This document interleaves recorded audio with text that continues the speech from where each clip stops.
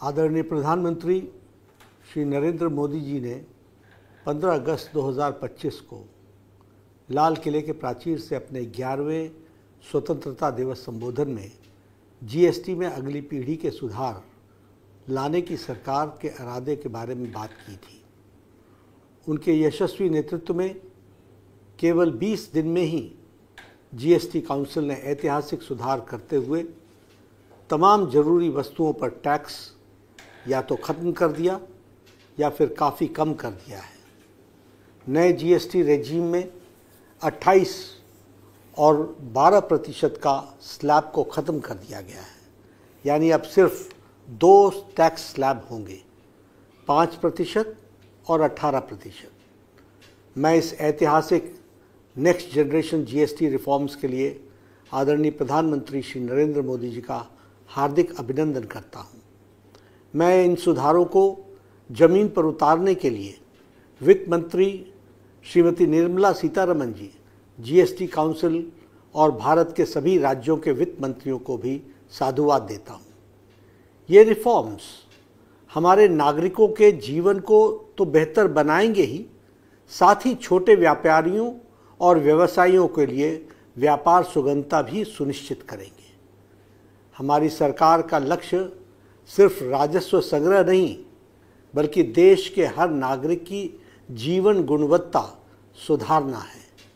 यह कदम निश्चित तौर पर देश की आर्थिक ताकत को मजबूती प्रदान करेगा और नई उम्मीदें जगाएगा। दूध, आटा सहित रोज़मर्रा की कई वस्तुओं पर जीएसटी को ज़ीरो कर दिया गया है। साथ ही आम आदमी के उपयोग की कई वस्तुओं पर टैक्स को 12%, 18% या 28% से घटाकर सिर्फ 5% कर दिया गया है। इससे रोज़मर्रा की उन आवश्यकताओं की कीमतों में भी भारी गिरावट आएगी और आम जनता की जेब पर टैक्स का बोझ भी कम होगा। जीवन बीमा और स्वास्थ्य बीमा, यह भी जीएसटी को ज़ीरो कर दिया गया है। यह कदम आम जनता के स्वास्थ्य और वित्तीय सुरक्षा को मजबूती प्रदान करने की दिशा में उठाया गया एक बहुत महत्वपूर्ण कदम है। महंगे घरेलू उपकरणों और वाहनों पर भी टैक्स दरों में भारी कटौती की गई है। खेती बाड़ी उपयोग में होने वाली ट्रैक्टर, मशीनरी, कटाई थ्रैशिंग के उपकरण आदि पर भी टैक्स को काफ़ी घटा दिया गया है। इससे कृषि से आधारित अर्थव्यवस्था को एक नई मजबूती मिलेगी। घर के निर्माण में काम में आने वाली सामग्रियों को पर भी टैक्स दरों में कम कर दिया गया है। इससे आम नागरिकों पर वित्तीय बोझ तो कम होगा, साथ ही देश की अर्थव्यवस्था भी मजबूत होगी। यूपीए सरकार जीएसटी लागू ही नहीं कर पाई थी क्योंकि राज्यों को तब की कांग्रेस सरकार पर भरोसा ही नहीं था। उल्टे कांग्रेस सरकार वैट के माध्यम से गरीब जनता और व्यापारियों पर डाके डालती, बड़े पैमाने पर टैक्स चोरी को भी गुंजाइश बनी रहती थी, जबकि जीएसटी ने वन नेशन वन टैक्स की अवधारणा को चरितार्थ किया है। जीएसटी में सारे निर्णय आम सहमति से लिए जाते हैं। हर महीने का रिकॉर्ड जीएसटी कलेक्शन बताता है कि देश की आर्थिक समृद्धि पर तेज गति से अग्रसर है। कांग्रेस का दोहरा चरित्र यह भी है कि काउंसिल में तो उनके नेता समर्थन करते हैं, लेकिन बाहर राहुल गांधी उन्हीं फैसलों का विरोध करते हैं। यशस्वी प्रधानमंत्री श्री नरेंद्र मोदी जी का दृष्टिकोण अलग है। वो नागरिकों को वास्तविकता में राहत देने वाले बड़े कदम उठाना पसंद करते हैं। जीएसटी दरों में व्यापक संशोधन करके देशवासियों को दुर्गा पूजा, दशहरा और दिवाली से पहले ही प्रधानमंत्री जी ने देशवासियों को बम्पर गिफ्ट दिया है।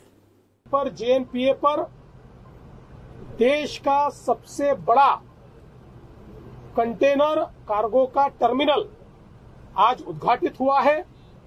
भारत के प्रधानमंत्री श्री नरेंद्र मोदी जी और सिंगापुर के प्रधानमंत्री श्री वोंग जी, इन्होंने एकत्रित रूप से इस टर्मिनल का आज उद्घाटन किया है। इस उद्घाटन के साथ देश का सबसे बड़ा टर्मिनल तो महाराष्ट्र में हुआ ही है, लेकिन देश की सबसे बड़ी कैपेसिटी भी अब महाराष्ट्र में खड़ी हुई है। इससे पहले गुजरात नंबर 1 पर था, 8.2 मिलियन TEU उनकी कैपेसिटी थी। अब महाराष्ट्र की कैपेसिटी 10 मिलियन TEU हो गई है। तो देश में नंबर 1 पर महाराष्ट्र आया है। और अब जैसे ही वाढवण का पोर्ट हम पूरा करेंगे तो अगले 100 साल तक दुनिया के देश के हमारे मैरीटाइम व्यापार में, हमारे सागरी व्यापार में महाराष्ट्र नंबर 1 रहेगा और देश का और दुनिया के व्यापार में एक महत्वपूर्ण भूमिका ये महाराष्ट्र की रहने वाली है। मुझे इस बात की खुशी है, प्रधानमंत्री जी ने ही इस टर्मिनल का भूमि पूजन किया था और आज उन्हीं के हाथों से इसका उद्घाटन हुआ है और इसके कारण सागरी व्यापार में महाराष्ट्र बहुत बड़े पैमाने पर आगे जाएगा। महाराष्ट्र की और देश की अर्थव्यवस्था को इसका एक बहुत बड़ा फायदा मिलने वाला है। इसलिए प्रधानमंत्री जी का मैं आभार व्यक्त करता हूं। GNPA और पोर्ट ऑफ सिंगापुर अथॉरिटी जो है PSA इंडिया, इन्होंने मिलकर इसको तैयार किया है। PSA का ये पोर्ट है और मेरा विश्वास है कि इसके कारण हमारी एफिशिएंसी बहुत बड़े पैमाने पर बढ़ने वाली है।